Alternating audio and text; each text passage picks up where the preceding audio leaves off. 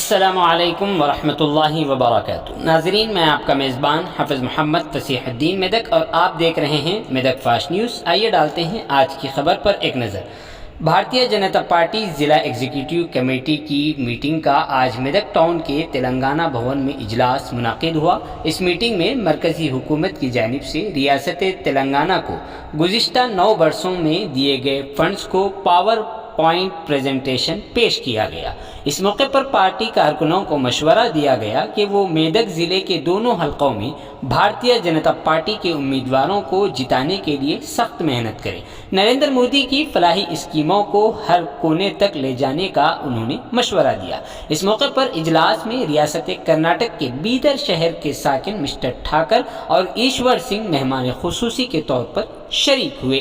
इजलास से जिला सदर मिस्टर गड्डम श्रीनिवास ने खिताब करते हुए कहा कि आवाम को मरकजी हुकूमत की जानिब से तेलंगाना के लिए जारी करदा बजट से वाकिफ होना ज़रूरी है। इस मौके पर डॉक्टर एस मल्ला रेड्डी, रियासती वर्किंग कमेटी मेंबरान गोपी मुरली यादव, नंदू जनार्दन रेड्डी, तालापल्ली राजशेखर, बालैया, ZPTC पंजा विजय कुमार, रघुवीरा रेड्डी, प्रिंसिपल सेक्रेटरी सुधाकर रेड्डी, विजय सुधाकर रेड्डी के अलावा दीगर अहम शख्सियात शरीक रहे। आइए इस सिलसिले में एक तफसीली रिपोर्ट आप हजरात के पेश खिदमत है। पर विराजमान हमारे पार्टी के सभी वरिष्ठ कार्यकर्ता, आज पत्रिका बांधवों के सामने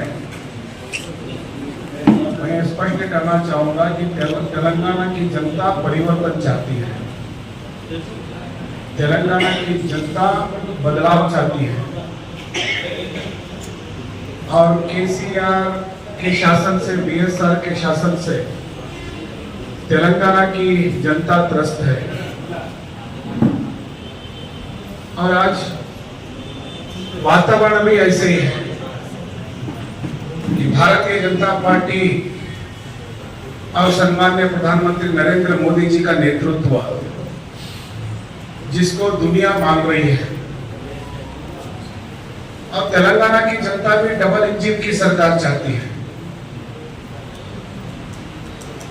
आप APPT के माध्यम से बताया जा रहा है, केसीआर झूठ बोलता है कि केंद्र सरकार तेलंगाना को मदद नहीं करती है। इसलिए APPT के माध्यम से केंद्र सरकार ने तेलंगाना के विकास के लिए, तेलंगाना के जनता के विकास के लिए, तेलंगाना के युवाओं के विकास के लिए कितना काम किया है वो लेखा बताने का प्रयास APPT के माध्यम से हो रहा है और हम जनता को जाकर के बताएंगे। और साथ में यहाँ के जो बड़े मांग थे, ये हल्दी के किसान, हल्दी पिकाने वाले किसान चाहते थे कि हल्दी का एक बोर्ड बनाया जाए, जिसको माननीय प्रधानमंत्री जी ने, केंद्र की सरकार ने मान लिया है और यहाँ के किसानों के लिए एक अभय कर दिया है। साथ में कृष्णा ट्रिब्यूनल जिसकी मांग लंबे समय से थी, कृष्णा ट्रिब्यूनल को भी माने केंद्र सरकार ने मान लिया है। और यहाँ की देवी जिसको तेलंगाना का समाज आराध्य मानता है, मां सम्मक्का सारक्का, जिनके नाम के ऊपर ट्राइब यूनिवर्सिटी की मांग यहाँ पर लंबे समय से रही है और माननीय प्रधानमंत्री जी ने उसकी भी मान्यता उसको भी दे दिया है। और साथ में आप जानते हैं कि भारतीय जनता पार्टी की सरकार का विकास हर परिवार को पहुंचा है। स्वच्छ भारत के माध्यम से शौचालय पहुंचे हैं, प्रधानमंत्री आवास निवास योजना के माध्यम से आवास पहुंचे हैं और उज्ज्वला के माध्यम से गैस पहुंचे हैं। गैस की सुविधा अभी सब्सिडी 300 रुपए सब्सिडी हो गई है, 200 और 100 रुपए की सब्सिडी हो गई है।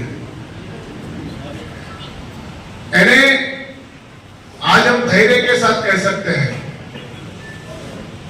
कि हर घर को केंद्र सरकार की कोई तो कोई योजना हर परिवार को पहुंची है। हर घर जल के माध्यम से पीने का पानी और किसान सम्मान निधि जो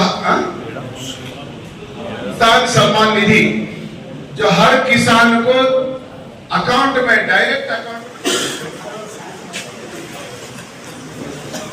ఆర్థిక సంఘానికి సంబంధించిన నిధులు ఇది వచ్చే 70 సంవత్సరాల కాలంలో మరి కేంద్ర పన్నుల వాటా వివిధ రాష్ట్రాల నుంచి కేంద్రానికి పన్నుల రూపంలో లక్షల కోట్ల రూపాయల యొక్క ఆదాయం ఉంటుంది. అది ఇవాళ 100 రూపాయలు కేంద్ర ప్రభుత్వానికి ఆదాయం వస్తే 42 రూపాయలు రాష్ట్రాలకు పంచడం జరుగుతుంది. ఎవరు అడగకముందే ఈ యొక్క నిర్ణయం తీసుకున్నారు. ఇది చారిత్రాత్మక నిర్ణయం కాబట్టి ఇవాళ చాలా రాష్ట్రాల్లో మాట్లాడుతుంటారు मार्ग निधि लेकर के मैं अनुरोध करता हूँ 2 मिनट आप मीडिया के लिए बैठ दीजिए।